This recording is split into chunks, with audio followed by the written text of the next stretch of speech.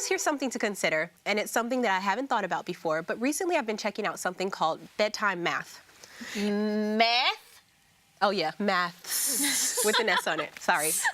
Children love bedtime stories, but an article on the Essential Kids website suggests parents could spend some time cozying down at bedtime with a few fun equations.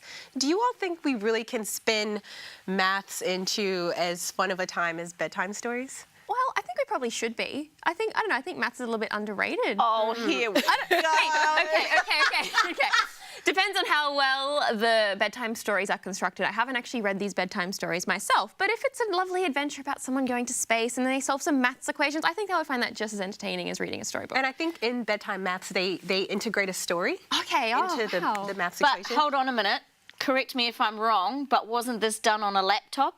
Here we go. So you're saying no, are you saying no aren't we screen time? supposed to turn our laptops off an hour before we go to bed? So would you say it would be more fun to do maths at night before bed without a laptop? You'll have a maths I'm not test. saying do maths at all. Hey, I'm just saying we're supposed to turn our laptops off an hour before we go to bed, aren't we? But does anybody actually do that, though? Oh, I don't care, but that's what they're telling us. Well, I mean, whatever it is, though, like, you know, because I am terrible at maths, I really cannot count properly. I would actually love to be able to read that kind of bedtime stories and give him that love for numbers and the lack of fear. We do that with reading, right? We do that reading bedtime stories is to give them language, to give them the love of words. Giving them math equations before bed, isn't that giving them a love for numbers? Yeah, it's probably another form of language and something that we can, if we just stick it in there, we shouldn't pass our fears on to our kids. Yeah, well, when I read the article, that's what it was. It was the parents' fear of maths more than the child not understanding maths. And I remember that fear when Joshua started bringing home maths more than I knew how to deal with. Yeah. And I said, honey, I'll just get you a tutor.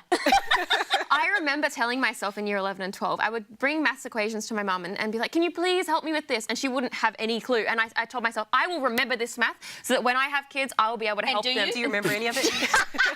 There you No. go.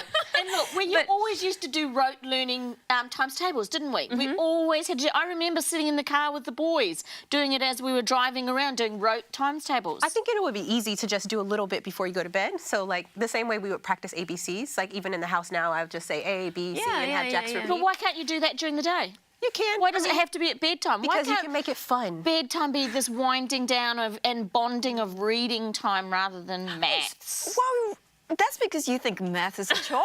There's probably some mathematician out there that says this is winding down. Yeah, exactly. Doing a little bit of math before bedtime.